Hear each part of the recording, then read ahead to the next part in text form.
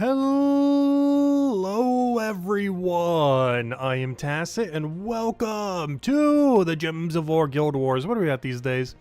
Week 3, day 2. So today, game plan is, of course, Dwarf Guild War. Might actually be the first time our guild loses. We did win yesterday. We have our little reward thing over here. Unfortunately, we only had 21 people defend, even though we had a full 30 guild. So basically 1/3 of our guild forgot to go set a defend team. And you need 27 of them to get the full bonus. So unfortunately, we're getting a little bit less per win. However, yeah, as a guild, we did win yesterday, but it does look like we are behind today. Hard to tell. Maybe they've done all their battles already and we actually are ahead, because there's no way to tell at all how many battles our guild has done relative to theirs. So, yeah, we have no clue of knowing. We could be about there. We could be behind. We could be about ahead, technically. We just don't really know until all the way at the end. It looked like we were almost like tied yesterday, but then by the end, we won like by 4,000 or so, somewhere around there. But that's pretty much the game plan for today. Go through all of this area. Actually, do we have to go fight the, oh, interesting. They're actually running, what layout is this? Purple? I don't think I've ever seen this layout. Wait, I don't think I've ever seen anyone defend with this. Is this purple or red? I think this is purple. I don't even know what you can fight at any of these locations. Interesting. Very interesting. Alright, so we'd either want to go all top or all bottom then. Oh yeah, I'm not even sure. I might have to go check the thing to even figure out what path each one is. I've never actually seen this layout before. Interesting. I don't know, I guess we'll just go all bottom. I don't know, all top? I don't know, they're both the same, doesn't really matter. We'll just go all bottom. Alright, anyways. Oh yeah, that's the other thing too. Our PvP rating, we finally have the 1 hour booster thingy, so we do want to go and utilize that at some point here, as we don't want to overshoot our points. But I think we're going to be fine overall. So hello, MK Jets, welcome, welcome. We just have to make sure we don't get over 6,500, which I think with 5 battles where you shouldn't. I'll still check near the end just to make sure. But yeah, let's get into it. We'll adjust our team as needed. Actually, I think our team is already adjusted last time, so I'm going to need to unadjust it, because I believe I'm currently using Tidecore hero class, because we end up needing it for its 20% extra stats, and most notably for its all of its submerge. So we will go change back out of that. I don't think we need to change banner or anything else, but we do need to go change class back to Rune Priest. Get all of our extra stats back, and we should be good to go. I don't think we need to change anything else. Looks good. Throw a wand, get that. Double brown, a little bit of red. Yep, seems good to me. Oh, we'll clear out this first battle, and then we'll go to the real 4 battles. See if we actually finally lose. We still have not lost a single guild war yet. Not just as a guild, but also individually. We have not actually lost one yet, which hopefully we can maintain. What do we need here? Take the green. I'd have to say, Dwarf has actually been a pretty decent category for once. Back in the day, Dwarves used to be so bad. But, yeah, they've gotten a lot more power over the years. Pretty much ever since they got, like, the Fortitude trait is when they started making a comeback. Because that was also around the time they got 50% mana start. And those two things together didn't make them, like, the best typing in the game, but, you know, made them actually usable compared to what they were beforehand. Alright, I don't have alignment, and I kind of don't want to take a skull here. So I'm going to pass my turn and just hope we can get something here. Actually, I don't even need to. We just kill. There we go. No, the resummon, though. A little annoying. Unfortunate. But there we go. Alright, one down. So are we just going down bottom path? I think we're going down bottom path here. See what we have here. We have a rogue team, it looks like. Pure rogue. Alright, nothing too scary. Ruby weapon is interesting for sure. He has Tide Color, but that doesn't do anything for what we're using. He does empower green to blue. However, there's not going to be any green on the board as long as I use mine first. So we shouldn't have to really worry about much in that regard. I cannot use mine first. What is this again? Green to blue. That does do a little bit of value for him. Yeah, I think we'll just go for a wand and hope it doesn't miss. Did it miss? It did miss. He does get his convert, but it doesn't really do much. Okay, so we're fine then. We have our bless across the team. Just take the blues just so we get off the board. Do we have alignment here? We don't, but it's so much damage, I think we go for it. Isn't that enough to kill? How much is your score reduction? 25%. We're hitting him twice. Plus the 66. That's 84. The Doom Skulls, that brings it to what, 85, 85, 170. 170, let's say the Doom Skulls are around, honestly, it probably brings it to about 200. Oh, the 170 gets reduced by 25% though. But then we're doing the 66. What's 170? Calculator, quick. What's 170 divided by 0.75? Oh, wrong way. I mean multiplied by. 170 multiplied by 0.75 is 127.5, though it's rounded down. So we got 127 plus 88. So hello, Isabel. Welcome, welcome. Hope all's been well. Plus 88. So that's now 215. And now we have to add every Doom Skull that's going to get exploded. Every Doom Skull that's going to get exploded is 1, 2, 3, 4, 5, 6, 7, 8, 9, 10, 11, 12. Oh, did I forget those two? Yeah, it should be enough damage. Because those 12 is another 60, and that does flat damage. And that should be at least 275, and that's more than his current HP. Yep, okay, we mathed correctly. I just wanted to double check in case it wasn't enough damage. But yeah, it was more than enough damage. I just wanted to double check. Yeah, you know it's Guild War when we have to pull out the calculator to double check a turn. Because that's pretty much the only time it ever happens. Because it's the only time you really care about it being that precise. I know he's killed us outright. It's guaranteed to die. He'll get a little damage on us, but it's not too big a deal, though. Him getting a kill, though. A little more than I was hoping for there. Oh, I was going to say, I'll go use my alignment now. I can't. Oh, we got to resummon. Get her last little bit. Luckily, unlike the previous scoring, them getting a lot of damage on you doesn't actually hurt your score that much. Like it used to. Alright, so this guy doesn't really do much. So they just give 25% to all other allies, I guess. We're just going to pass our turn. Doesn't even matter if it gets a convert here. Can't really do much to us. Get our last little bit of mana, and that should be game. We just go for the true damage here, and that's more than enough. Actually, either of them will be more than enough, but just get a little bit of border control, so we'll go for it. Alright, there we go. A little bit of a weird fight near the end, but it came through after a little bit of math.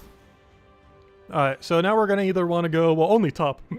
Because now we either have to go middle or bottom, and we definitely want to go bottom here. As, of course, there's less battles that have been done in this area. Oh, that's why people didn't do this one.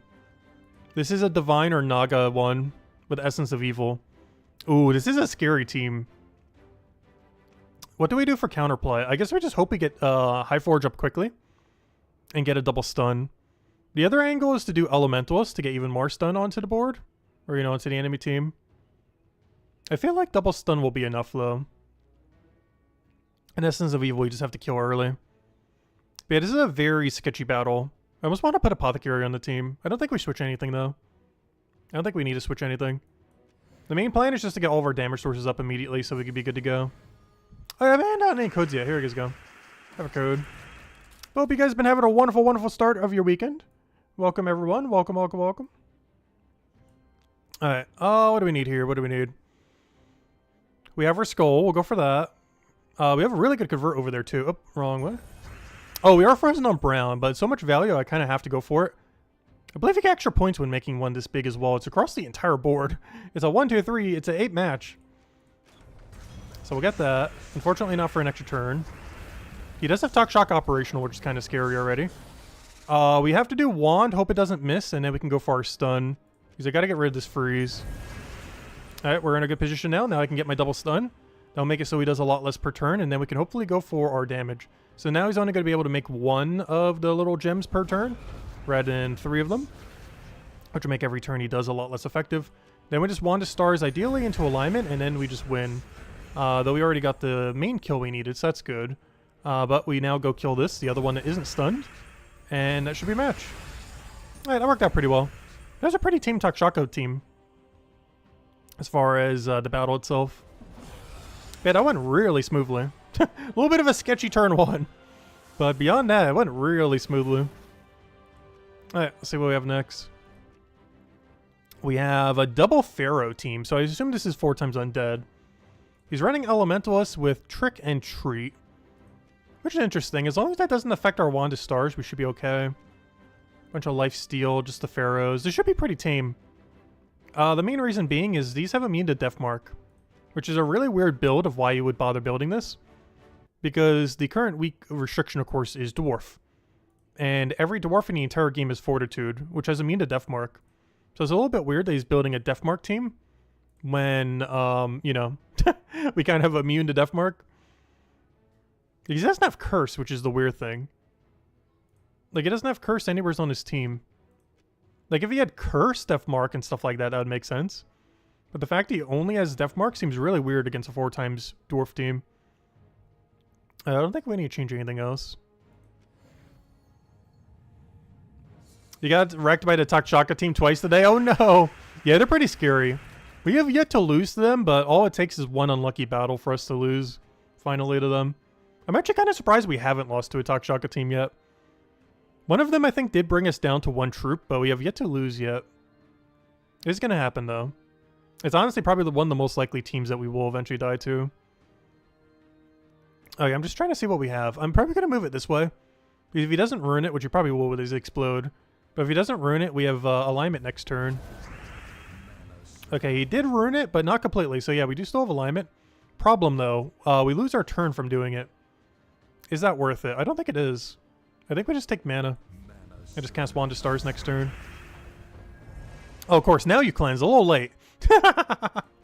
1 turn too late there. That's fine. Alright, we got everything we need to get operational. Though out of anything he could have hit, he hit the most consequential one, which is really bad for us. That is not good at all, as we're now frozen on every single color, and I kind of just have to give him that green. I'll do this so he stops getting explodes per turn, because it's getting kind of annoying doing that many explodes. We do have a little bit of damage here. I think I'm just going to go for it. Get a bunch of the board exploded. It's impossible for us to extra turn, given Hero is frozen on every color. It would almost be beneficial at this point if Hero dies.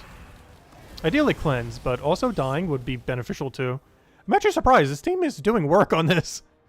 I'm actually surprised how good this team is doing right now. What do we even need here? I guess we go for the Doomskull poke because I need the red anyways to go get our resummon. At least it can't be Deathmark, so we got that going for it. Alright, we don't have Cascade there. But yeah, the biggest issue is he hit on like the one most consequential thing, which was our hero there. Oh, we got the new tank guy. That was added pretty recently. Alright, we really need our resummon again. We are re-entangled, which is not ideal.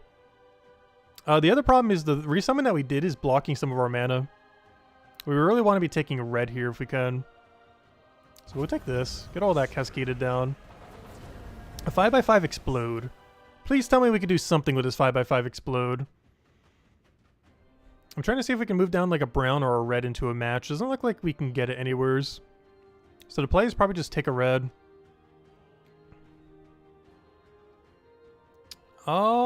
Yeah, this guy just does nothing and a half for his ability. It'd be more beneficial just not even doing anything with him. So I'll actually take the Doomskull poke here just to get rid of his reflect and everything. Oh no! He hit my main win condition! No! No!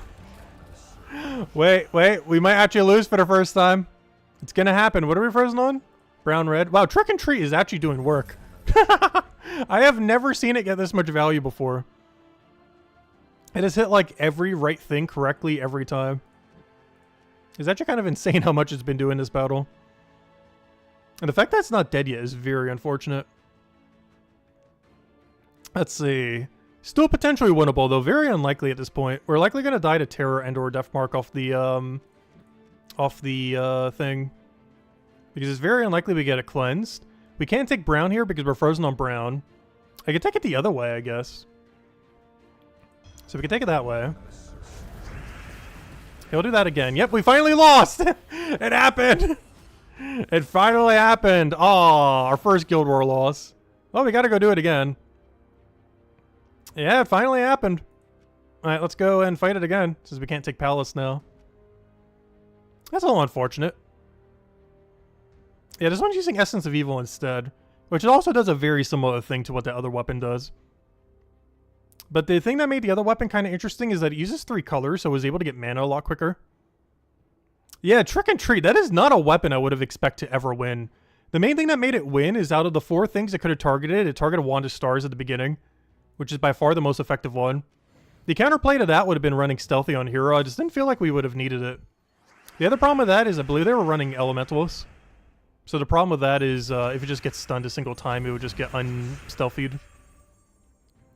So it wouldn't really actually have done that much. But this one worked out a lot better, this starting turn, compared to the previous time. As long as our Wand of Stars doesn't miss here, we already won against this one. Yeah, I got a little unlucky. We finally lost one. You're allowed to lose 2 without losing any of your rewards, though. As far as the free side. On the paid side, you can lose as many times as you want and still get everything. As long as you don't lose more than twice on a given guild war, you still get every reward. Alright, let's see. We'll go for another double poke there. Yeah, it gaining every single status effect I think was the main thing that did it. Because it gave it enough barrier to not die. Oh, that's a bit of a miss. Gosh, I hate Wand of Stars. Double loss in a row? Is it going to happen? It might. That's a pretty big miss. That's a hefty miss right there. Alright, one down. Luckily it wasn't too consequential of one. Oh, what do we even need here? Yes, that's enough evil. I don't have alignment to kill it, so I kind of have to Wand of Stars and hope it doesn't miss completely again. Which it didn't, luckily, and now we won. Alright, I think we just resummon into cast. And that should be match. Resummon to preserve some of our points. And then we just take a skull. Yeah, we finally lost one. And it was the trick or treat of all things. But yeah, really unfortunate that in the 1 and 4 it went on Wand of Stars. It was one of the reasons I was considering Apothecary on the team. Because if we went Wand of Stars and Apothecary, it would have taken care of every situation. But having just Wand of Stars and it getting disabled was the big problem there. But the counterplay to that, if you want to play it super, super safe, would be to run both and just drop a damage source. So, with this team, actually it would basically, didn't I show it for the low rarity team? Yeah, it would literally just be this. Except instead of Black Manacle, you would run Wand of Stars instead of Black Manacle. It would just be this team. Gimlet, Wand of Stars, Apothecary, and King Highforge would be the Mega Ultra Deluxe safe team. It would only leave you with 1 damage source though, which I guess is a little bit of liability. But you have double cleanse, Wand of Stars if you replace this with Wand of Stars and then Apothecary. So if this gets hit, you just cleanse it with Apothecary. And if this gets hit, you just cleanse it with Wand of Stars. But that'd be the really, really safe way of playing it. I just didn't think we would need it. But we needed it. We did indeed need it. Unfortunately. You just run the Mythic Dwarf that summons. That is an option too. I was hoping that Highforge would be enough. He ended up getting disabled at the end, which made it so he wasn't enough though. But yeah, he has 1 resummon every single time. But it wasn't enough that time. A little unfortunate. Anyways, hello everyone, by the way. Hello, Speed Factor. Hello, Crisp. Hello, Constain. Hello, everyone else. Welcome, welcome, welcome. But yeah, our first Guild War loss ever in the new format. That's bound to happen eventually, though. I'm surprised that, of all teams, was the one that did it. Also, hello, Jamie. I was not expecting a trick and treat loss. To be our first Guild War loss on the new format. But yeah, it happens. Wow, you get a lot less points for a loss, though. We only got 852? Ouch. Yeah, it penalizes you a lot. Yeah, there's one weird thing with new Guild War system. It penalizes you heavily for not doing perfect win. Like, if you don't 5-0, you lose like half your points. If you lose even like 1 time. And of course, if you lose more than twice, you don't get all the rewards over here. Oh, that is enough to go get him to Shiny level 2, though. Because he's not actually at the 10th reward here. Yeah, well, that's nice. Let me go claim him then. Alright, so we still got to claim this at the correct time.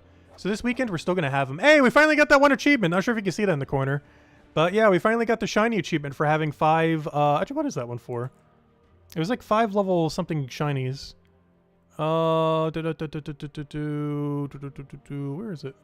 There it is. I'm so shiny. Upgrade 5 troops to Shiny level 2. It has taken us this long to do it.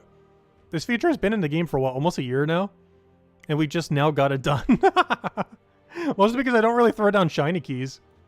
It's only the second time we bought like a buy offer like this. But yeah, we finally got the 5 shiny level 2s. I believe what this did is his boost ratio is normally 6. I believe this boosted it to 9, which makes him a little bit more viable. Not just for this event, but in the future. So normally he has a boost ratio of 6 per dwarf on your team, but now it's a 9, which doesn't seem like much, but given that you're pretty much always running a 4 times dwarf team with him, you're effectively getting 24 more damage, 12 per unit. So, you know, it's not like a massive buff, but, you know, still 12 more per hit, 24 total per cast. Which, if you're going to be using him, that's a pretty substantial amount of extra damage. And then, of course, his last upgrade at the end is 1 lower mana cost. So he goes from 15 to 14 to 13. And, of course, even if you didn't buy the paid side, you still get this version of him just without the boost ratio. Him going down to 15 to 14 by the end of the Guild War. Anyways, yeah, finally our first Guild War loss. Unfortunate. That was only a matter of time. I'm just really surprised that was the team that ended up doing it. And the main thing that did it is we got a really unlucky Wand of Stars cast there. Raids looks like we could pretty much ignore it because it looks like the Guild's going to get it done. So I'm just going to pretend it's already done. Thank you, Guild. Well, it's because we're going to be doing like an hour of Guild War. So I want to try focusing on that. Which I don't think we overshot. Nope, especially since we lost that one battle. So yeah, we're going to do an hour of boost. I just want to make sure we have everything else set up first. Just want to make sure every other daily's done. Any dailies worth doing here? I guess do a delve real quick. So we'll start with that, just to do one thing at a time, just so we don't lose track. But yeah, let's go clear out a delve. Let's go do every other basic daily. And then after we do, we're going to do a 1 hour booster, pretty much entirely in PvP. Because I do want to make leaderboard this weekend, because we're so close to it anyways.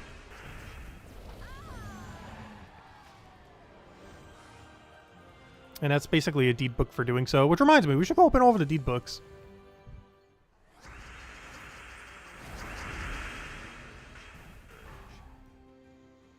Yeah, having the guild work together to get the 1,000 points is pretty important. Because every single one that you get is basically an entire, like, person worth of points. And if every single person in your guild had 100% win rate, I think you can get, like, what, 9 bonuses? 10 bonuses? Yeah, you'd be able to get 10 bonuses, right? Obviously, that's almost never going to happen. Realistically, it's going to be, like, 7 or 8-ish. But if every single person in your guild did it correctly, like, evenly distributed, and had 100% win rate, which is almost never going to happen. But base case scenario is you can get 10 extra boosts. Right now we're currently at like 5 or 6. And I think our average has been like 7 or 8. But you can get as many as like 9 or 10. But it requires really high win rate. As well as everyone evenly distributing. Underspire, I'm going to save this for this weekend. I've still been buying up all the torches. We're just going for a silver run. Where we go for a zone 4 double. But yeah, we'll be doing that this weekend. Today we'll be focusing on the 1 hour PvP though. Just want to clear out every other daily first. Oh yeah, let me not forget to go do the red daily thingy. Alright, let's go throw down the 50 gems. And I don't think there's anything else we need to go do. Let's go do the battles directly. And then I think the only thing left is Underspire. Then we spend pretty much the rest of the time in PvP. Using the 1 hour boost of EXP, gold, and souls. The soul one won't be doing that much. The other two will be. Because I'm not going to bother using a soul farming team with it. You had like 11 people going down the middle of purple yesterday? Oh gosh. I think there's still a person or two in my guild that keeps camping the very first battle. Because I keep noticing the first battle having like a really abnormal amount of battles on it. Which is one thing I don't like about the new format. Is that the personal reward is based on how many times you win, not based on how many points you earn. Which basically means the meta, if your guild didn't care about winning every single day, would be just to camp the first battle across your entire guild. Because that would guarantee everyone gets the wins. But it would substantially hurt your points by a lot. But I wish they would have made it based on points rather than based on wins. That way it would actually force you to have to, you know, progress forward.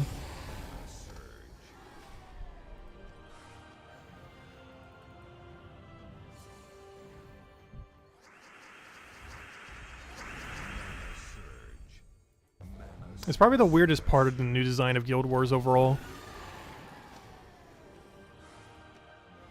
is that the greediest thing you could do is just literally camp the first battle. And just get a super free win 5 times every time. But then the guild overall gets less loot. Or even no loot. And of course we're still trying to buy up the pet. You need to buy it 6 times, 5 to get the maxed, and then another time for 200 to get the golden version. And now we basically have everything. Then it's just going to be dumping into the power orb, I guess. I've still been getting the power orbs even though I don't really need them. How many do we have these days? We're currently on 31 power orbs. I'm still hoarding them for if a new good mythic ever comes out. Because you have to keep in mind, if there's ever a team where you need 3 of them, whenever they add a power orb mythic, it could easily require 24 power orbs. Or, 8 per. But if there's a viable team that requires 2 or 3, that's going to take up like half our stack or more in one single one. So it's one of the reasons why I still accumulate them. Because right now we have more than we're ever going to need. But all it takes is like 2 more power orb mythics being added where you need like 2 to 3 of them on a team. And I will take out our entire stack of power orbs like over the course of like a year. So that's the reason I still hoard them, just in case. I think, what is that then? Dungeon's the only thing left, and then we just can't PvP for the rest of the time. Looks like. Alright, go over to games, go over to dungeon, go over to hopefully top 3 here. Don't think we need to do anything there. Come on.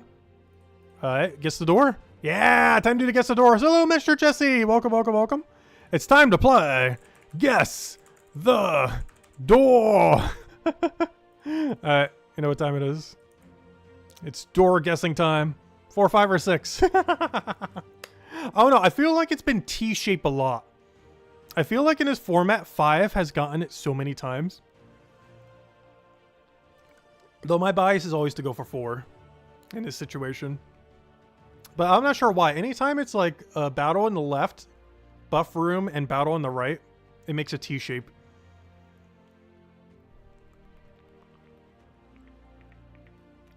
Though I know what's going to happen. I'm going to click 5 and it's going to be 4.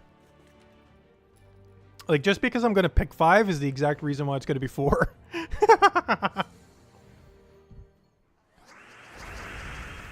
Like, if I pick 5, there's a 100% chance it's 4.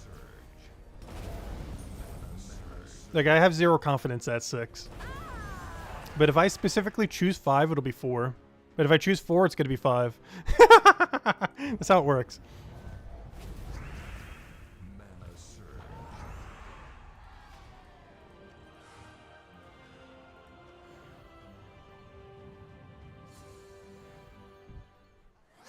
You chose 5, you bet it's 6?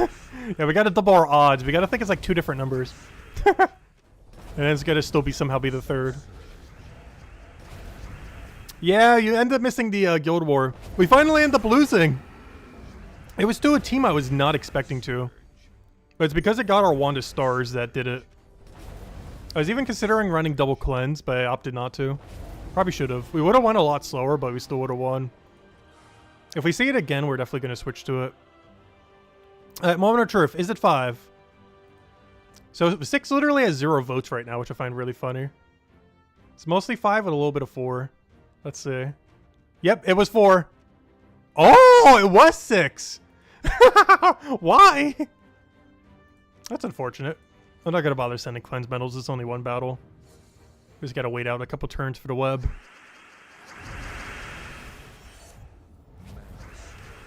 Oh, we got Curse Web too. Never mind. We're going to have to wait a while.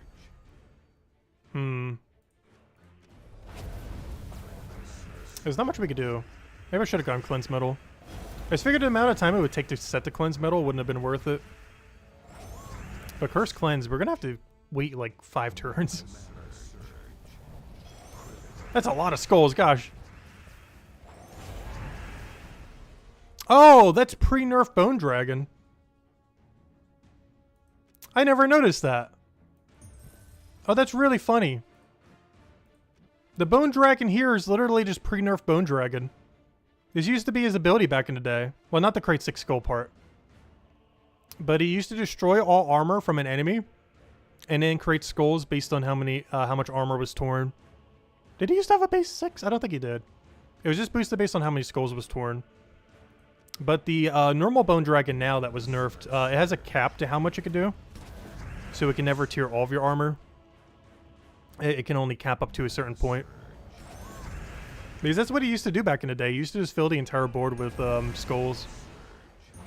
And the armor values were good enough at that time that it would do just enough to get a really good ratio.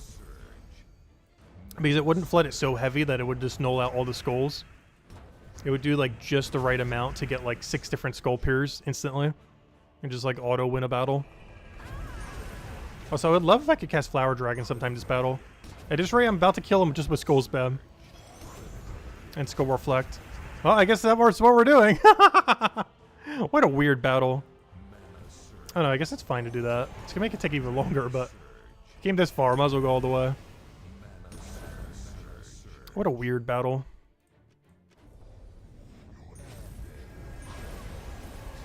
If you could die to Death Mark, that'd be great.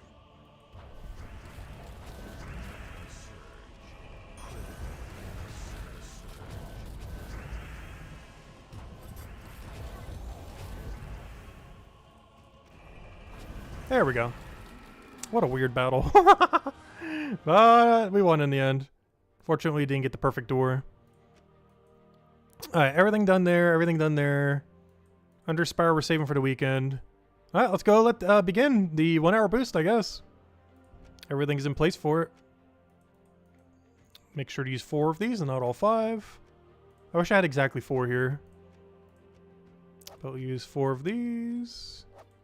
Use the entirety of this. And I want to go to PvP. And let the 1 hour boost begin. Where are we? PvP goals. Grab all that, and we're good to go. And the main reason we're doing this is for leaderboard. This is a very free leaderboard this week, and I want to go get rank 1. Just for that little bit of extra gold marks. So we'll go open our little burning thing real quick. Okay, we got the new guy. Not awful. 20 copies of him. He's pretty average, but he's still decent. He's definitely not below average for one of them. Alright, we have to do 2 things today, right? We have to go do Dragon and Monster. And I also have to do either War Gear or Orc. Alright, let me go do the Dragon first because we already have it set up. Hello, Wiley! Welcome, welcome, welcome. Hello, Genki! Welcome. What does the Waterfish do? Oh, it's a Submerge gem. It counts as a blue gem and gives a Submerge to a random ally when you take it. But yeah, it's the most recent power gem added to the game. As they've been doing that every single new season. And it's actually the final season for it, too. Last few days we have to deal with it. And we didn't really get any good water gem mechanics troops, so... yeah, after that time, we're pretty much never going to see it again. Like many power gems. Which is kind of a good thing, because it's honestly... it hasn't been the most annoying one. But it's definitely been in the top few most annoying power gems. I've been running teams that kind of hard counter it, like camping mech a lot of times and stuff. So it hasn't been as big a deal. But of course, a lot of quick kill teams kill everything simultaneously, which submerges hard counters. There's no way we just lost that. We just got Flower Dragon. In the Flower Dragon location.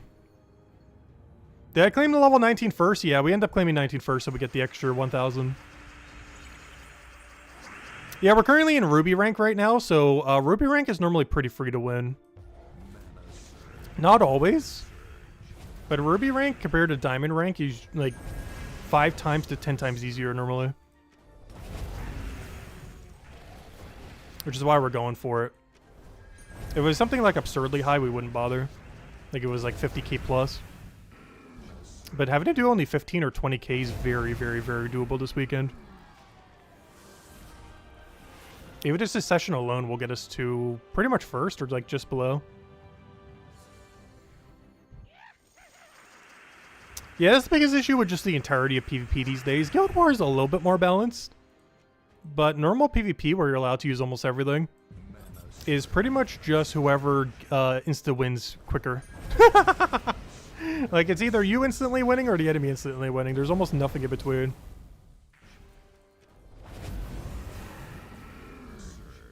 It's an issue the game has had for quite a while with PvP, just because of power creep and everything. And the amount of new combinations that just keep getting added constantly. Also because Flower Dragon is so broken beyond belief. I'm still actually surprised they haven't removed it from PvP.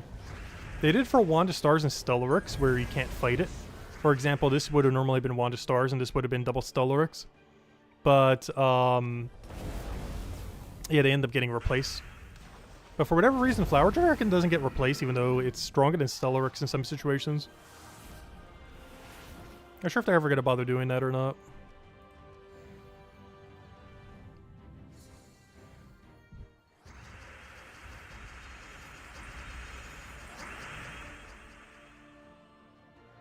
Next season might be a mix of a bunch of power gems. Oh, that'd be kind of interesting. We haven't actually seen that before. Where they do multiple different ones. We also haven't seen any ever return.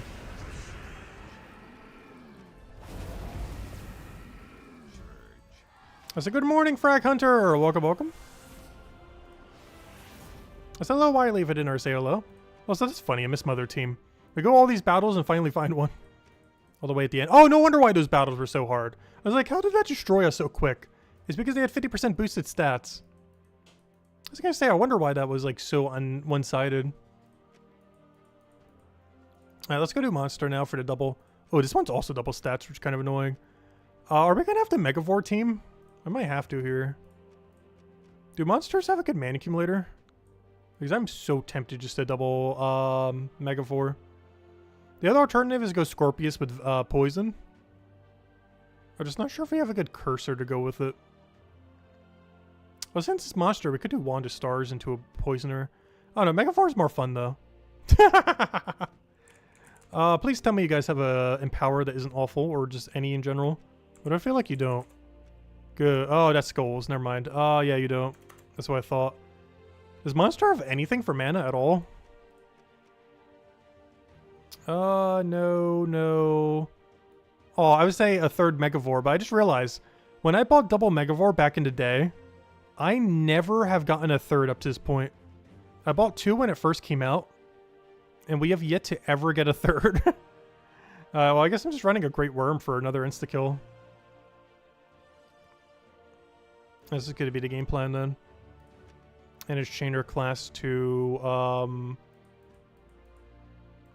probably still mech, to be honest. Because I don't really need a monster hero class here. And I mostly just need a bunch of mana start. Frost Mage would also be good here, oddly enough. Yeah, let's go Frost Mage. Frost Mage into just double, probably just double brown. Start getting that Megavore off the ground immediately. Oh no, I probably should do something into Wand of Stars. You know what? Let me give me Archmages. Archmages, and let's go like really purple heavy. Yeah, something like that. Minus blue, sure. Yeah. +2 purple, +1 brown, -1 blue. Yeah, let's roll with that. Because now we're gaining +5 purple every purple we take. And then we immediately get full mana. And then they all just get insta-killed, right? Wand of Stars? Come on, Wand of Stars, right? Wand of Stars? Come on. Oh, I didn't double check to see if that thing has immune to insta-kill. I'll just do this one then. Oh, wait, you have immune to everything, though. Wait, that's the Immortal. Wait. Whoops, should have checked beforehand. And of course, your Shaman doesn't even have immune either. Come on, Megavore. Actually, you know what I need to do first? I need to kill this with normal damage. Because it also has immune to insta-kill. Oh, big miss. Come on, insta-kills. I know you're in there. Hey, maybe we should just be using her. Gosh. There's going to have to be a retreat angle. I don't know. I was hoping we could get insta-kills quick enough. There's a big issue with Megavore. Really inconsistent. Very, very, very inconsistent. Yeah, I might just have to use the Immortal and just poke with it a couple times. I was just hoping because of the stat disparity that we could go down the other route. Nice, we got one. Come on, keep them coming.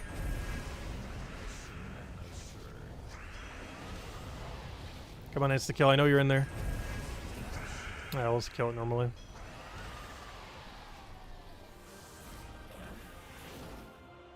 But we've only gotten one insta-kill this entire time. It might have just been quicker to use the Immortal.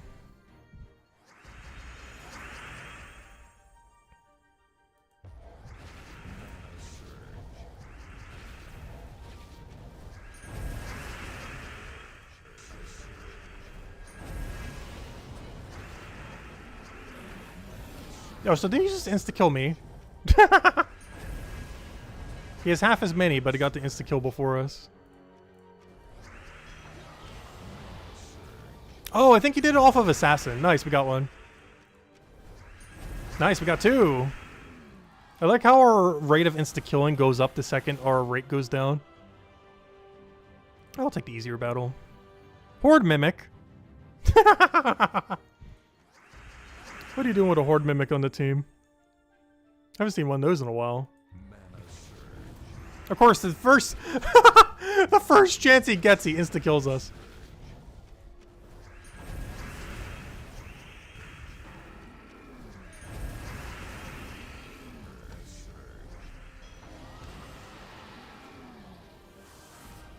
Yeah, it's pretty much Megavore in a nutshell. It either does nothing or everything, and nothing in between. You're either going to insta-kill like half the team or more, or kill absolutely nothing with them for an entire battle.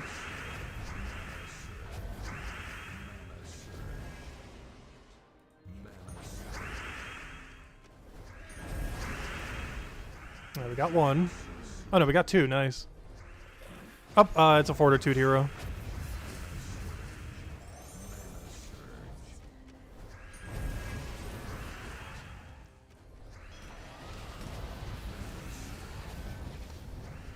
Hello, Imperial! Welcome, welcome, welcome.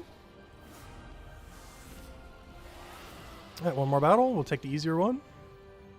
And then we gotta go do our 5 battles for today, which was War Gear or one other restriction. We'll probably take War Gear. I'll double check what the other one is. We're gonna have to run both of them tomorrow regardless. I do want to run the easier one for today.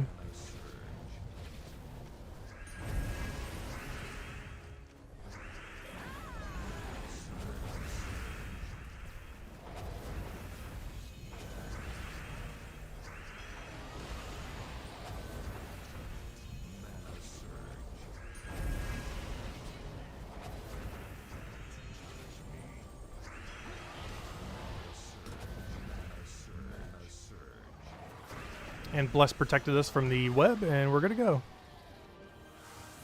Yeah, that wasn't too bad.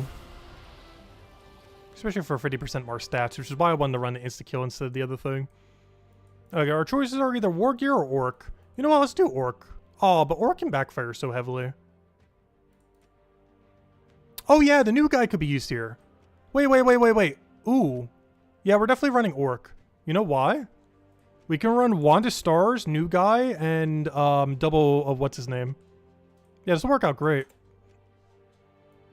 Double Eye of Argrease. And then run the new Immortal of Agnok. Hey, there we go. Actually, I almost want to run the 50% Mana Star Orc too. Let me run one Eye of Argrease.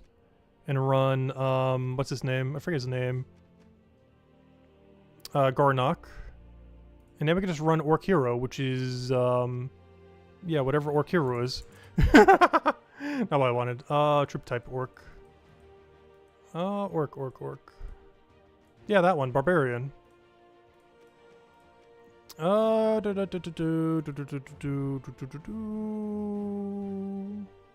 want Brownstorm more. Bloodthirsty, Elemental, sure. Alright, should be fine. What's your unique trait? Gain 3 attack when doing a Skull Gem and Agile. Wow, that's so bad. Agile's not bad, though. The other one's pretty bad, though. Only 3 attack is kind of horrifically bad. Alright, that should be good to go. And then it's a matter of getting Wanda Stars immediately. The thing about this that's nice is we should gain 1.5 billion attack from running almost pure Orc here. It's almost a pure attack bonus. So now every skull we do a lot more damage with. So we have the route of either going down skulls or casting. Because Immortal will do a lot of damage on cast. And this guy will do a lot of damage with his Doom Skulls he creates every turn. Which is the game plan.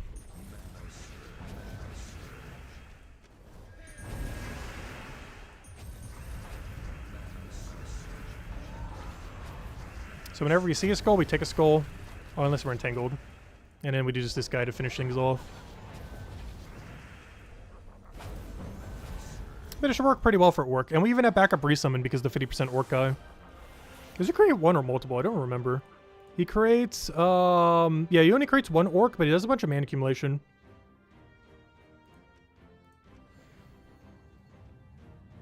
Yes, as Tyrion mentioned, definitely feel free to leave a like on the stream. Helps a lot and is greatly appreciated. Isabel also mentioned it. Thank you, thank you. Helps out a lot.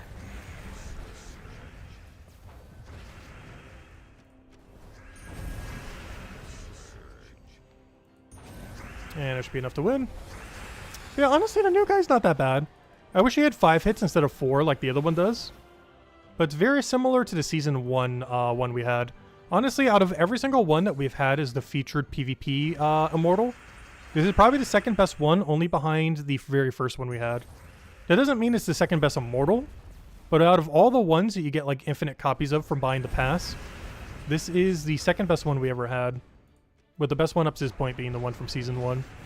There are better Immortals than both of them in the game, but they've never been featured in a way that you can just mass obtain them. But of the featured ones, this is the second best featured Immortal so far.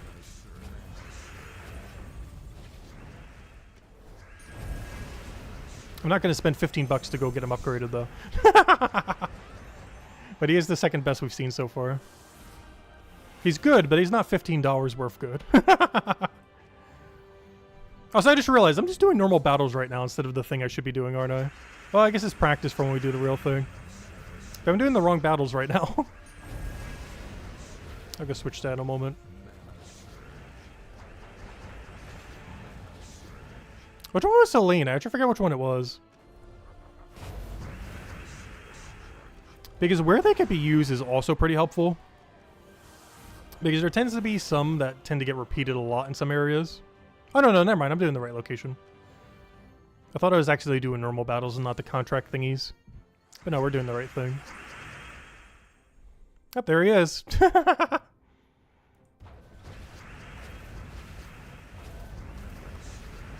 Enchant with 3 hits. I think the reason I didn't like it as much, Enchant is better than what he does. Enchant is better than Rage Gem. However, oh no, 3 hits?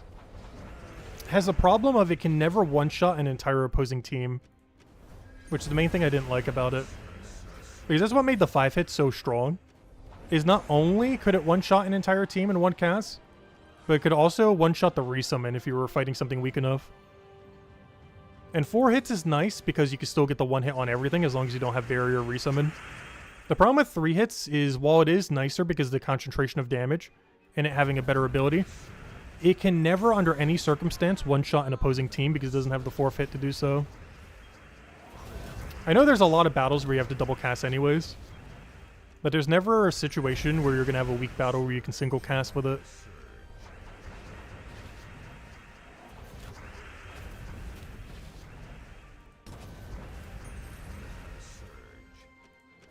Yeah, that one was pretty decent, though. Honestly, any of them that get a true damage with a good boost ratio, pretty much fine. As long as you're not doing something really weird with it. Any Immortal that's been like that has been perfectly fine. They've more so been in the middle of the pack, a lot of them, though. Like this one. Like, it's really mid, or slightly above mid. But it does what it needs to do. Alright, that's everything for PvP dailies, but as I mentioned, I do want to go and camp, oh, did I forget to throw the buffs? I did. Let me go throw the buffs real quick. And then after the buffs, yeah, we'll just go camp middle. And just do that for like the next 40 minutes then. So we can go get rank 1 in our current PvP bracket. Yeah, it's pretty much our goal for the rest of the stream. Is to go get rank 2, rank 1 in our PvP bracket thingy.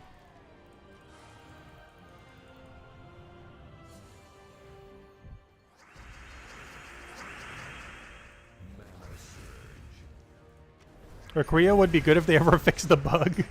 I didn't even notice she was bugged because I pretty much never use her.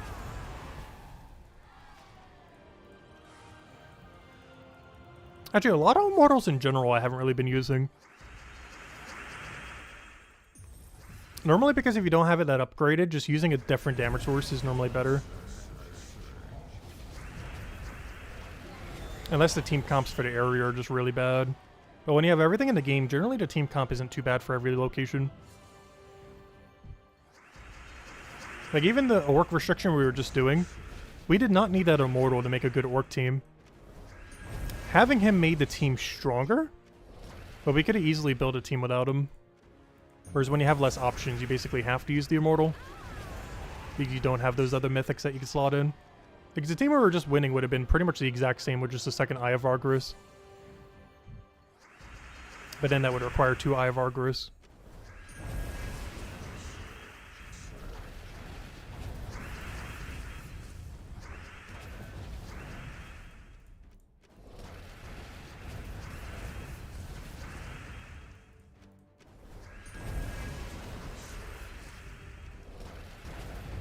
But the nice thing about Immortals is they're really accessible to newer players. If you play for like 1 or 2 PvP seasons, even if you spend $0, you pretty much have every Immortal. Ignore the fact that we still haven't gotten Immortal Gemini over 2 seasons. But generally speaking, with average luck, with how many Immortals are currently in the game, between 2 free PvP seasons, you would obtain every Immortal in the game, on average. Even without spending a single cent. Which is basically like gaining like 20 mythics out of nowhere. They might not have their traits and might not have their full ability and everything, but you know, that's still pretty decent. Particularly in a PvP context, but even outside of PvP.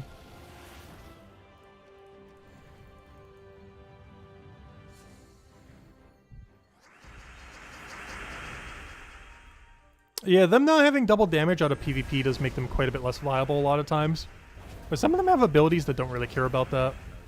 Like Immortal and Fernax is set up that way, same as Ossifer. Where it matters a little bit, but them not having their extra effect doesn't really matter too much. As it's more so their trait setup that they're really getting carried by. Oh, so I'm pretty sure 0 people in the entire game have maxed out Immortal Ossifer. Even if you spend max money on the event every single time, I don't think you would even have them yet. But Immortal Ossifer is probably one of the most broken troops in the entire game when fully maxed. As it has 4 times Curse Stun in 1 single extra turn.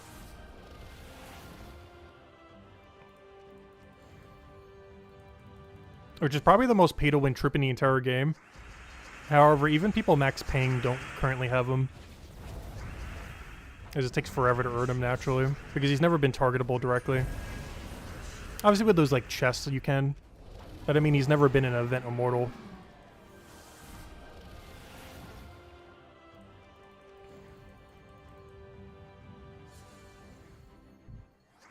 Yeah, and Fernax without his trait is pretty much useless. With his traits, he's very similar to what Great Maul was back in the day. Just without the bug where he would auto-kill everything. But he's basically a better version of the Great Maul back in the day. Back when it used to have 15% Devour. I believe that's what it gets once it's fully maxed out as well. It gets the old 50% Devour that Great Maul used to have. But also has like immune to everything on top of it, which Great Maul never had.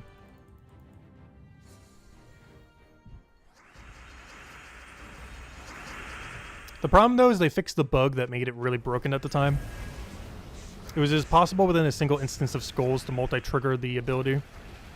So if you did like 1 clump of skulls where you triggered like 4 or 5 skulls at once, it would roll 4 to 5 individual instances of Devour. Whereas now it'll always roll 1. You will get multiple rolls if you do them 1 at a time. Like if you take a 3 skull that cascades into a 3 skull that cascades into a 3 skull, it'll count as 3 individual instances. But if you do 1 big clump of skull, it would always count as 1. Whereas there was a point where it would count as like 4, 5, 6, 7 back in the day. But that bug's been fixed since then.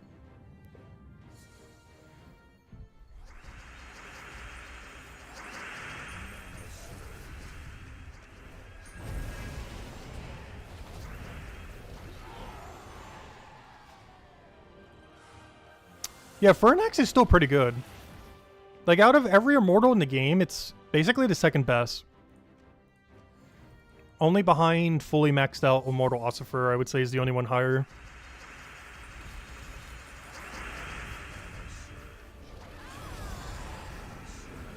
But even not maxed, they're both kind of still pretty high up there. As you still have the really good skull control and everything from Immortal Ossifer, even without him being max. You still have guarantee 4 times Curse Stun. And even without 4 times Curse Stun, if he takes enough extra turns, he's still going to Curse Stun the entire enemy team. It's just not guaranteed on the first one. You'd have to do it like 6 to 8 extra turns to be able to do so. Whereas when fully maxed, you would need only 1 extra turn.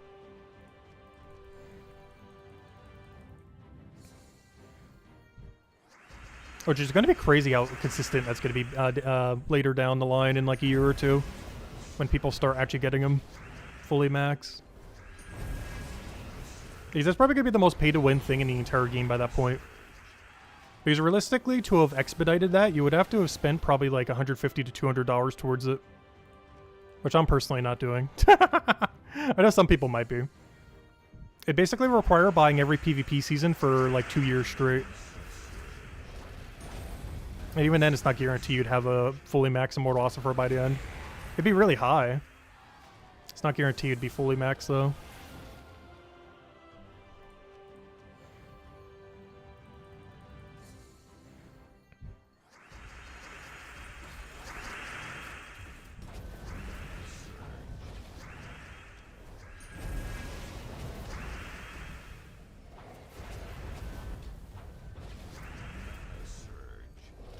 There's one thing I really don't understand with how they are doing Immortals, though. I don't understand why they had 2 every season. Because that makes it so there's always going to be one that no one can ever target properly. Coming in every single season. Which basically means it's effectively impossible to ever fully max every troop in the game. Because it is basically impossible to max out the non-targetable Immortal that comes out in any season. For example, that one this time around is that one dragon one that hits all enemies. It's not bad. It's pretty average. But there's no way to target it directly. Because it's not the focus season one. You can still get them from this targeted burning chest, but it's not fully targeted. Like whenever it's the season Immortal. Because that's how I thought they were going to do it. I thought they were just going to release 10 Immortals like they did. But then every season they only had 1 Immortal. But the problem is they've been adding 2 Immortals every season. One that is easily obtainable through the event and everything, and then one that is like near impossible to get. And it's those near impossible to get ones that are basically make it impossible to ever max everything in the game.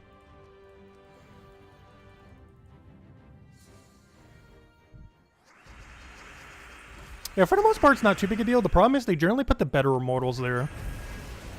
Like, so far, every best Immortal in the game has been a non-targetable Immortal. Most notably, both Infernax and Ossifer.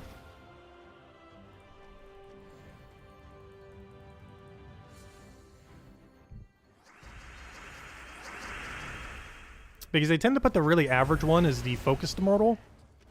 And then if they are going to do a better one, they tend to make it on the one that you can't get targeted.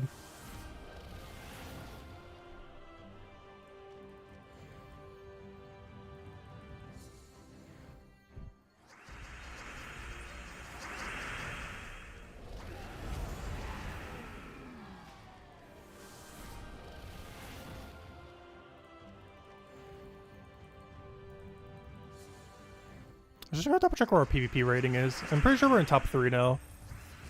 But we're in such striking distance, like I don't want to go all the way to rank 1. Maybe not all this stream, but definitely sometime this weekend. We're definitely taking 2nd place today. It really just comes down to if we're taking 3rd tonight or just waiting till later. Oh yeah, we're definitely taking 3rd like any second now. Oh no, we should be able to. I only need 2,000 more points. It doesn't take that long. In half an hour, we're easily getting it. So yeah, we'll easily get it tonight. Perfect. All right, let's go get it. Let's go get rank 1. Because we got half an hour booster left. There's more than enough time to go get 2,000 points.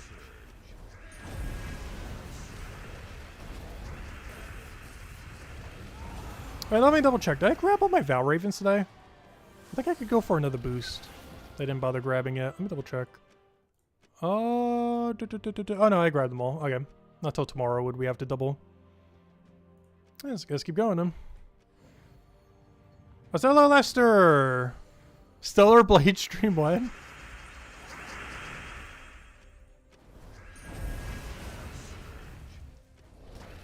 Yeah, we haven't really been doing that much variety this year, have we? How many different games have I played this year? 3? We did Xenoblade Chronicles X. We did obviously Gems of War. We did Brighter Shores. I guess technically we did a little bit of Old School RuneScape, which is actually have some pretty big updates soon. I think the next one's actually next week, so maybe I'll stream it next week. Is that it? That's like 4 games. We're less than 1 different game a month at this point. Oh, some years tend to be like that for some reason.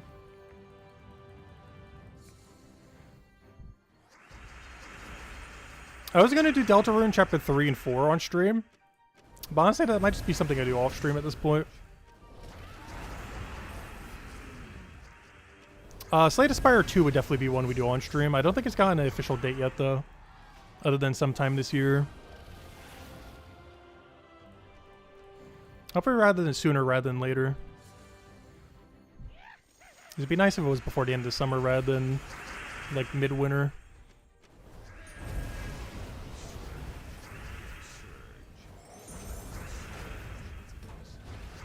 Also, it's been getting so warm outside. I was taking a walk yesterday, and I actually had to end it early just because of how hot it was outside.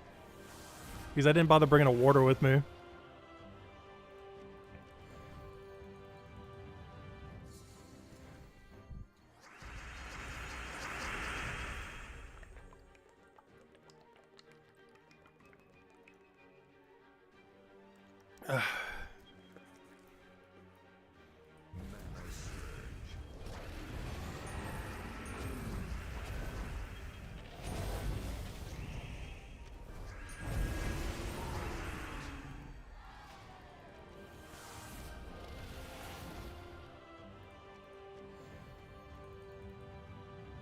The main reason I normally don't bring waters on walks a lot of time is I normally just bring a water bottle. And those things get so moist when it's really hot outside. With all the precipitation on it.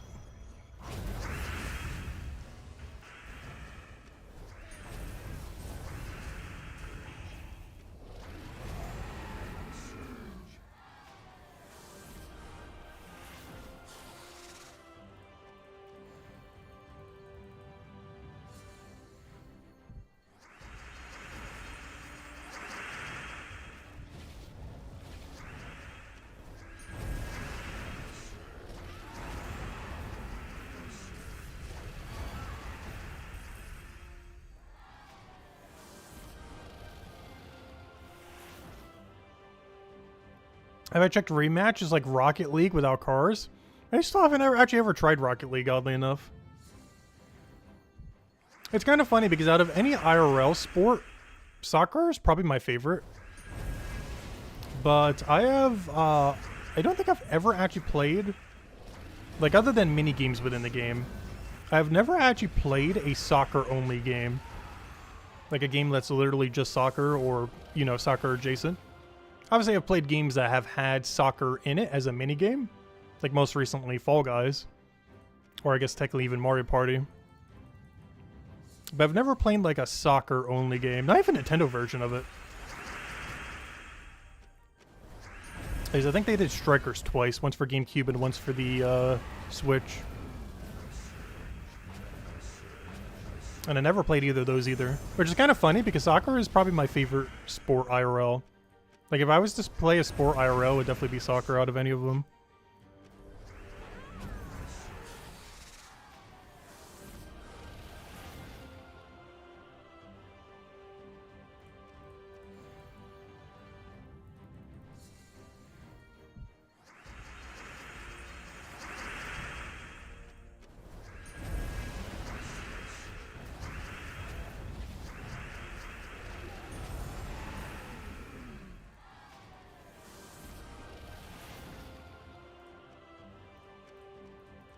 Why is he using 4x Dwarf?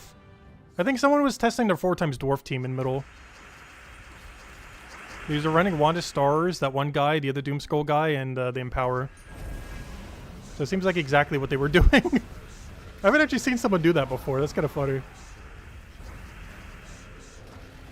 I technically did the same thing earlier too, on Monday.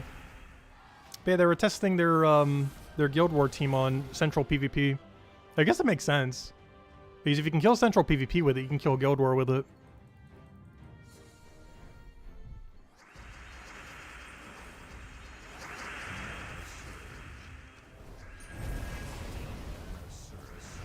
The main reason I find that weird is that means they haven't used a single different PvP team since then. That means they tested for Guild War and then didn't bother doing any central PvP since they tested Guild War.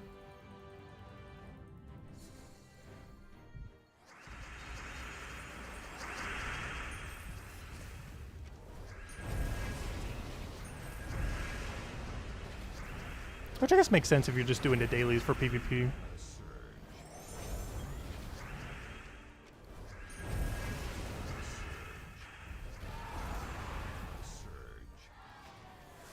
Because daily-wise, you don't have to do Central until Saturday and Sunday. Or the only 2 days you actually have to do Central. The only reason I do it otherwise is because you're allowed to use anything there and it's really quick to kill because of that. But if you're just doing dailies, yes, Saturday and Sunday are technically the only days you have to do Central. Saturday in order to do the, 6 contract thing you have to do. And then Sunday for the gold marks.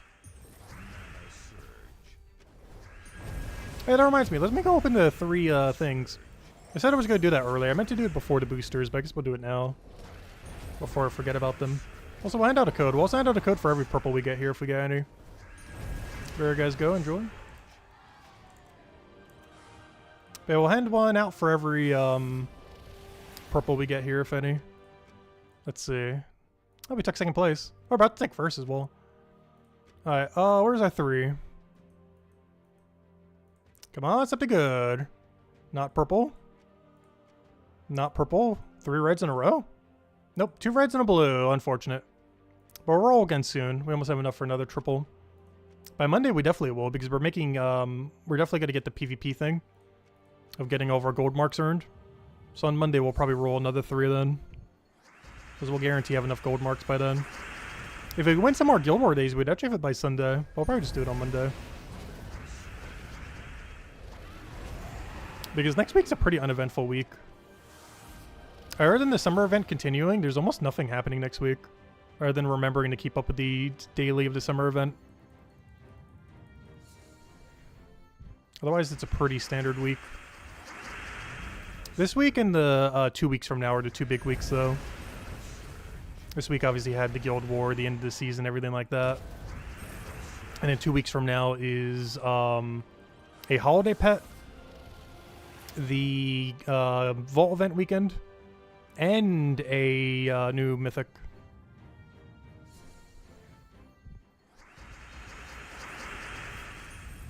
Yeah, there are a lot of attack kingdoms that are red. I'm not sure what my next red target is. Because right now I'm currently working on purple, the final purple kingdom. Because I don't have enough metal upgrades. Something else we need to go do sometime in the near future. I need to go camp to explore 12 again for like a month. Because I have absolutely no tokens to go get the magic kingdom upgraded. Luckily we have some time. I still need like 13 purple deed books. Which is going to take like months. But at some point we need to spend a month. Just like whenever we have some free time doing explore 12. So that we can actually upgrade the purple kingdom. Because we finally reached the point where the thing that's bottlenecking us from upgrading kingdoms, oddly enough, is metals. Where it's almost not even deed books anymore. It's me running out of metals. Right now, it is still deed books, technically. But if I was to randomly get like 100 more deed books right now, I would be behind on metals. Like, I wouldn't have the metals to support it. And the main thing that's going to be a concern is eventually all the colors that are going up evenly are all going to have another kingdom upgrade. And when they do, I can't do anything with it.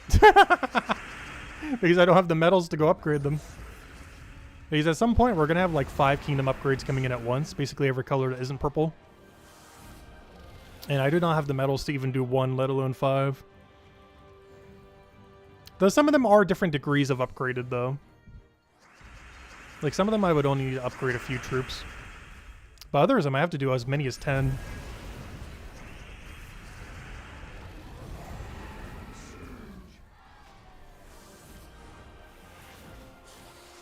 And it's the one that we do have to do like 10 plus on that are the concern.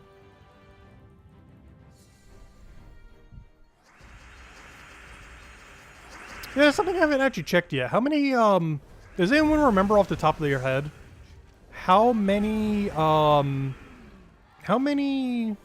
never mind, I already remembered. It's 20. I was gonna say, how many gold elite troops do you need for a kingdom? I just re-remembered. But yeah, it's 20. Let me see. How many do we have? Which is more so, how many more do we need? I'm just gonna assume every mythic is max because I could always just orb them. So 1, 2, 3, 4. And then it's all the ones that are actually upgraded. Gosh, it's so hard to tell the difference between them. I really shouldn't have bronzed all of them. But worst comes to worst, we could easily do every mythic and legend. So 1, 2, 3, 4, 5. Not you. 6, 7, 8. 9. 10. 11, 12, 13. 14, 15, 16, 17, 18. So I'd still have to scrap together 2 more. The upside is one of them's a rare, which will be really easy to do. Though I would need to go get the copies to max it out, but it's not that big a deal. I'm pretty sure I could just throw a blue orb on it. Or just open some more gold keys. But yeah, we need to do 2 more after all mythics and legends, which could pretty much all be orbed. And then the only thing we'll have to do is scrap together 1 ultra rare then. Or 1 epic. Oh, that's not too bad. Yeah, basically only have to do 2. Technically 1, because this guy should be pretty free. Because I only need the copper ones should be really easy on him. It's just a matter of the other 2. I'm not going to max him out right now, just in case we get the rest of the copies for free. Save us a blue orb on it. But if we have to, throwing a blue orb on him right now wouldn't hurt. Because you also have to upgrade all the other aspects before you can do their elite levels. But yeah, he's a rare, so he's really free. And then we either have to do 1 ultra rare or 1 epic. As long as we do every mythic and every legend here. Which we could pretty much just use orbs on for the most part. And offset them with like niches as we need. Alright, that's not too bad. That's really doable. But yeah, never mind. Yeah, like kingdoms like that are really nice. Because we barely have to do anything for them. Like we're basically already maxed. We're pretty much already maxed on Bladed Lands.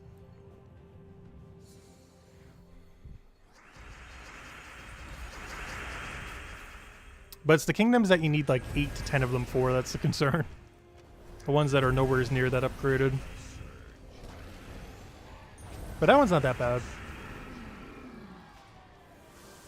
Like we can pretty much do it right now if we really want to. Though of course we don't have the purple deed book, so no point in doing it quite yet. But once we do get the purple deed books, that should pretty much be an immediate upgrade. It won't be like Blackhawk where we have to wait a couple weeks. Like the second we have all the purple deed books, it's just instantly going to be double magic. And then we'll finally have max magic. Which I would truly say we have max stats at that point. It's not technically max stats, because obviously we don't have every kingdom upgraded in the game. But having max magic is effectively max stats. Like you might have a little bit less durability and attack value here and there, but magic's the main thing that matters most battles.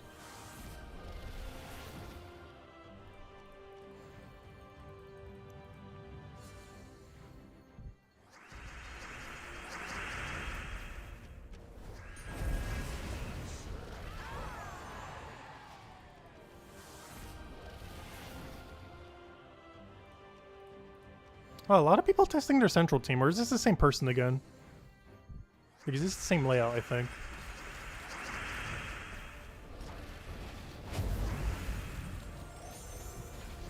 I was considering this team, but I felt like it would have a little bit of an issue if you don't have skull alignment.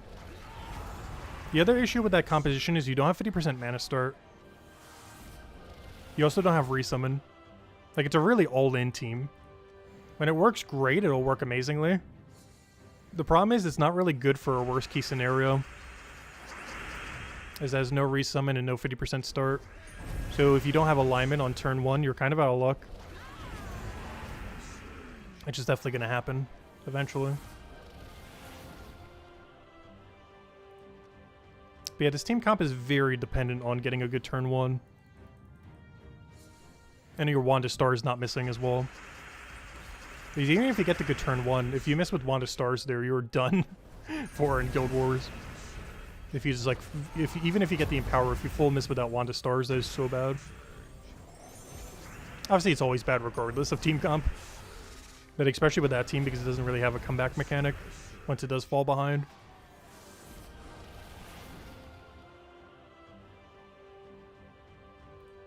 Yeah, it's really nice for damage pressure. Especially if they have no Entangle. Or even if you do, as long as you can get enough Wand of Stars off to unentangle yourself.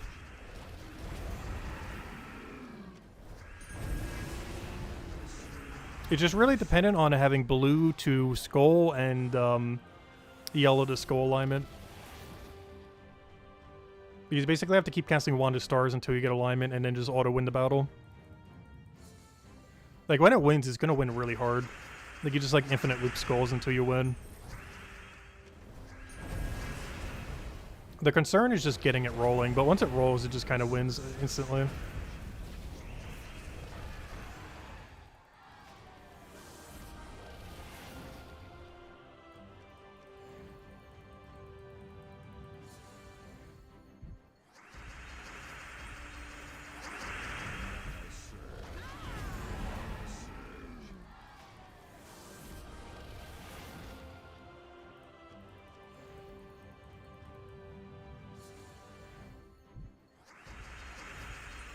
I think we have taken rank 1 at this point, though I still want to use the rest of the booster. And I will put it into PvP just to ensure that we get it. As it's basically an entire D book. It's 90, which is only 10 short, so pretty close to it. Alright, please end your turn sometime today.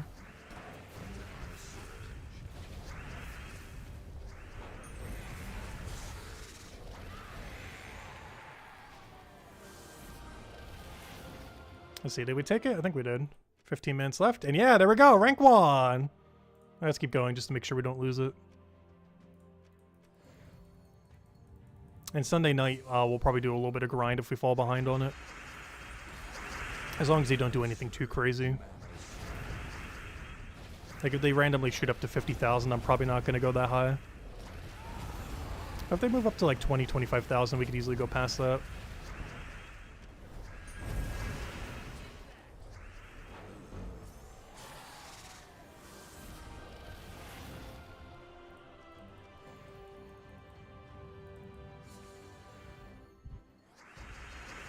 The only problem is that means I gotta make sure we lose next week for Guild War, so we can go back to Ruby rank. Because the kind of scores you need in Diamond rank are kind of crazy a lot of weeks. Like, I think on a good week you need at least 50,000 to even get 3rd place. On a bad week you need like over 100,000 to get 3rd place. Like something absurd.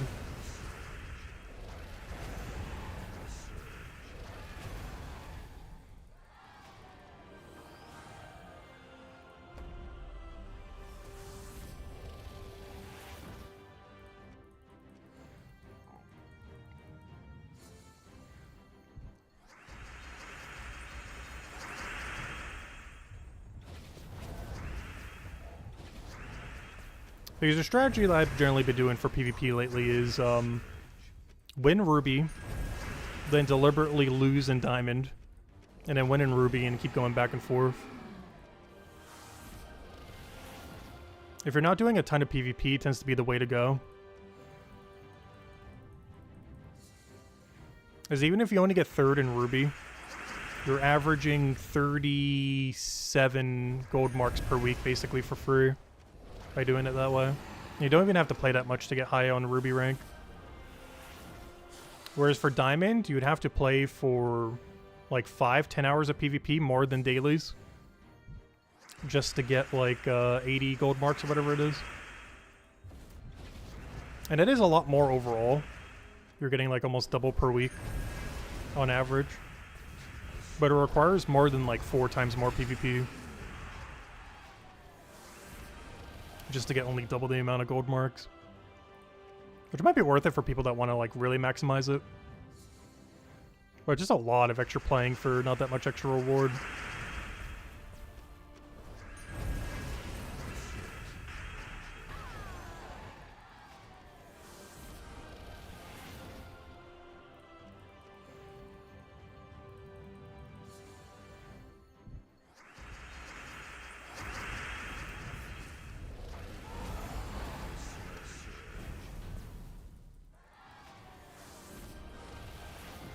And then we'll hand out another code too since we got first place. I didn't even bother doing it when we did earlier. I'll hand out one more before the end. Where do you guys go? Enjoy. Doesn't that mean you miss out on the weekly gold marks to drop from Diamond to Ruby? On the week that it occurs, yes. Because obviously you can't make top 3 if you're going down in rank. You don't miss out on the ones that you get from the kingdoms though. You just miss out on the leaderboard ones. So instead of getting like 80 gold marks per week, you would get 75 every other week. Or however high you go on the leaderboard. So you're basically getting half as much gold marks. But it doesn't require doing leaderboard every week. You only have to do it every other week. And the leaderboard that you do have to earn is way easier in Ruby.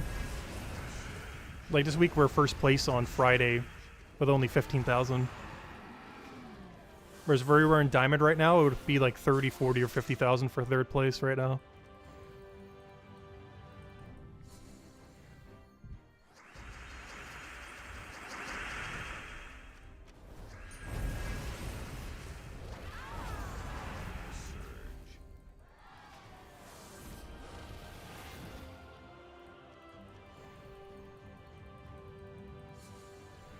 Is a lot of people that drop down to Ruby are generally people just doing dailies.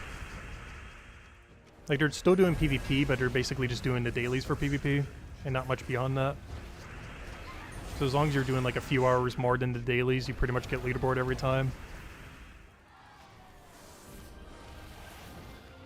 We can even see that with the score distribution.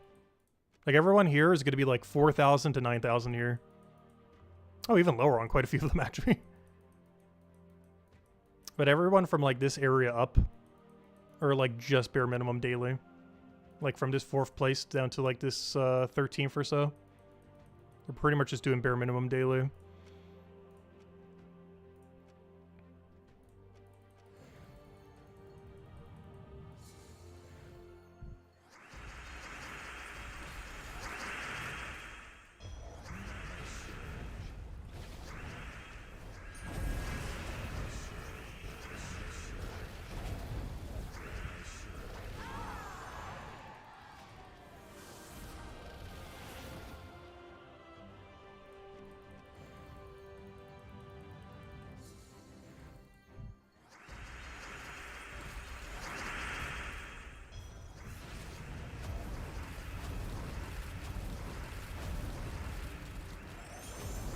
At some point we'll get a turn again. There we go. Also, I don't see too many Empress teams these days. It's a pretty fun combo. It gives a bunch of guaranteed magic to your last slot. It's particularly good to do while you're progressing through the game. Like if you get a mythic that's like absurdly good with a good magic boost ratio, but you don't have that much other stuff to use, you can use Empress to just feed it a bunch of magic and just make that one troop even better. Main reason you don't see it too often is generally just having more mana accumulation can be better. Because there's a lot of times you'll get more value just from double casting the mythic than you would from giving it extra magic. Because Flower Dragon is like that. It's actually better just to give it, despite how good it boost ratios off of magic, it is actually better just to give it more mana, same as Stellarix. It is better to give it more mana than it is to feed it magic. And it mostly has to do with how much mana accumulation it does off its ability. Feeding something magic is a lot better if it ends its turn and doesn't have follow-up.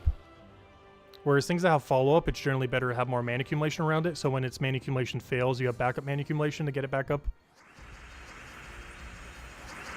Which is why Takshaka and Stellarix, Stellarix and Flower Dragon tend to go down the mana accumulation route.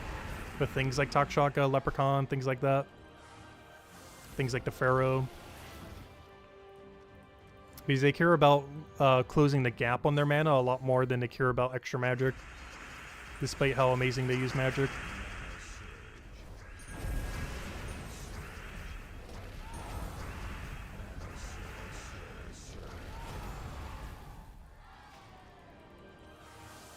There are exceptions to that though. Like if it's more beneficial to one-shot a battle rather than double casting against it.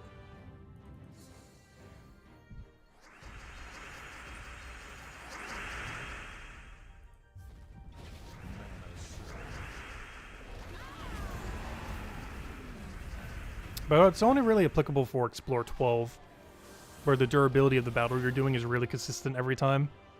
Because in a lot of other game modes, it's not as consistent. Like PvP, for example. The damage range that you need to one-shot the opposing team is constantly changing in PvP. Whereas in something like Explore 12, it's pretty much the same number every time. Like it's slightly different, but not by much. As long as you're doing it in a location that doesn't have spell reduction or any other weird mechanic like that. Like it's the same amount of damage off by like maybe 5% at most. Whereas in PvP, it could be a difference of over 100% difference in how much durability one team has to another. So it's a lot better to have mana accumulation rather than the magic game. Oh, that reminds me, did I ever switch off my banner? Yeah, I did. Yep, 5 minutes left. Alright, let's go hand out one last code then. And I'll finish up the last 5-minute grind. There you go. Final code this stream. Enjoy. If you guys still have any other questions or anything you want me to go over, do let me know. Because once that 5 minutes up, we'll probably call on it for tonight. Until tomorrow, we'll be back for Guild War Day 3. Hopefully we could redeem ourselves from our one loss today, though.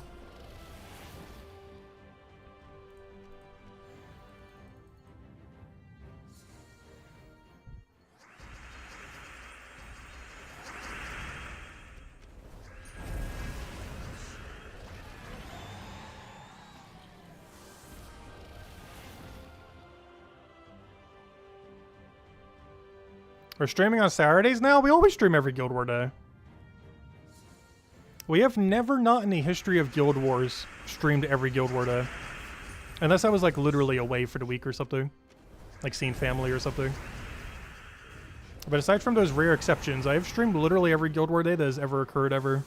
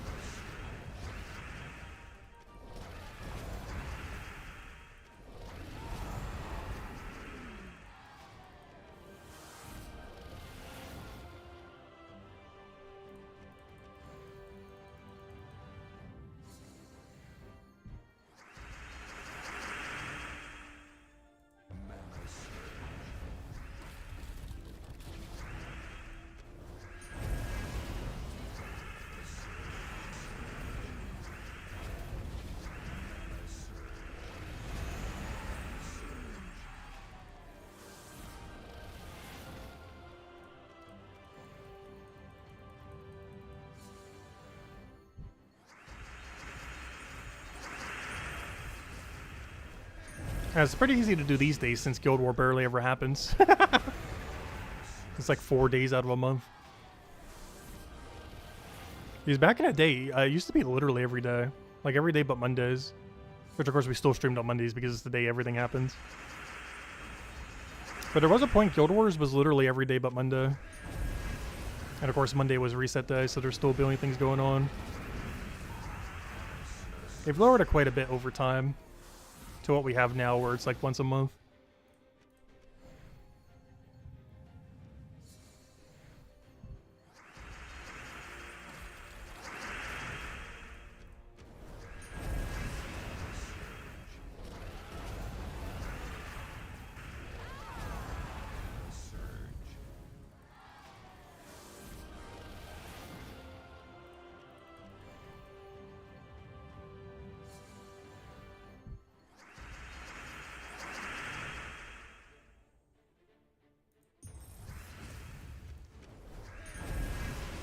Hello, Rockhound! Welcome, welcome.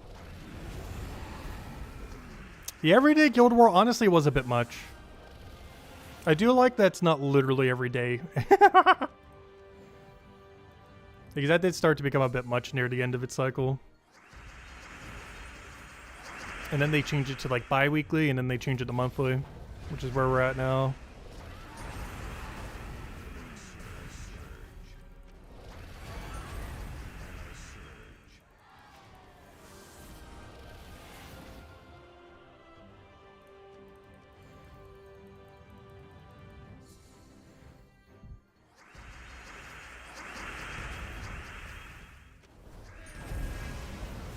The only slight issue with this format, I would say though, is as far as like how it occurs, is you can't delay it at all.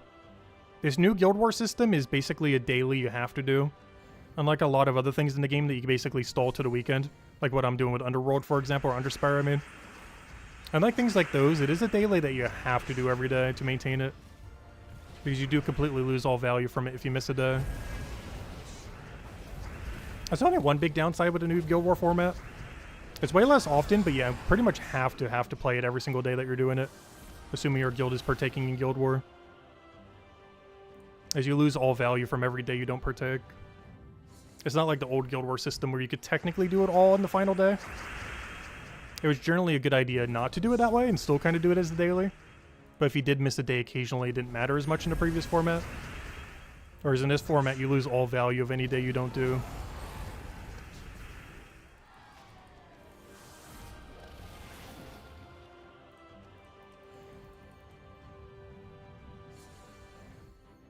Oh, yeah, it used to cost gems to switch your class. They used to be so annoying.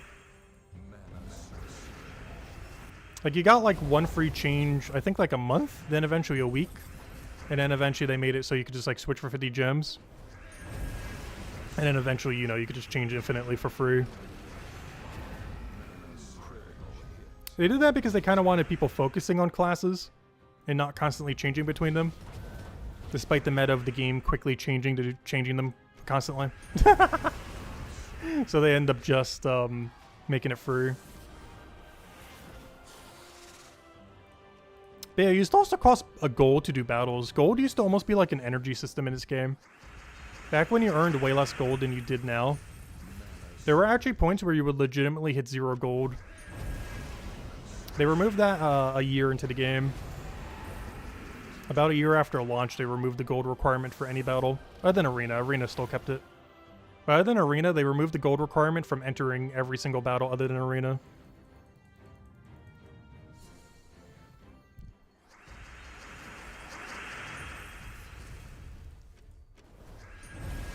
It was mostly because the economy of the game by like a few months in kind of got rid of the whole energy system anyways for gold. Because the amount of gold you were earning was way, way higher than the upkeep cost of doing battles. So they just completely removed the upkeep cost because it was mostly hurting newer players. Whereas veteran players had more gold than they ever knew what to do with at the time.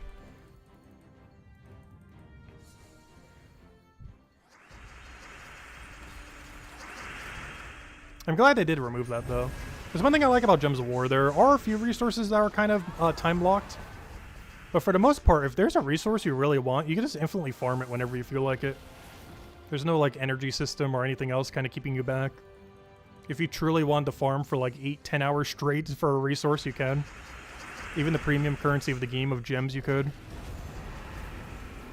Like nearly everything in the game is directly farmable. Infinitely.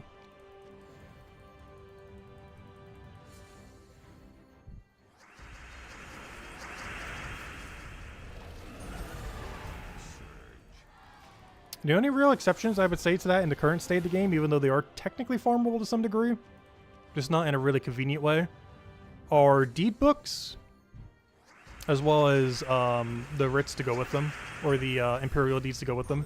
So imperial deeds, deed books, shiny keys or shiny tokens in general, and immortal souls are pretty much the only 4 resources in the game that cannot be infinitely farmed currently. Even though some of them technically can.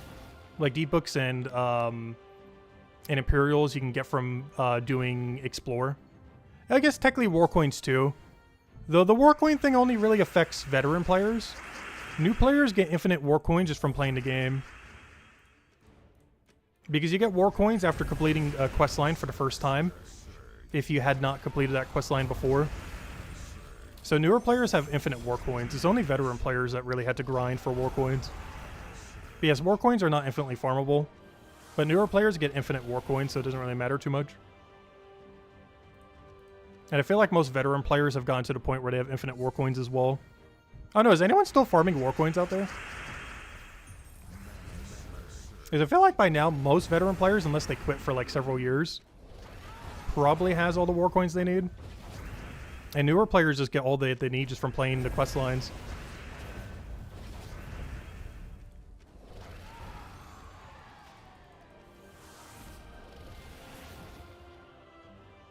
I think this one's the final battle. Boosters should probably be up by now. Yeah, there's a 100 limit on the mail that you can get.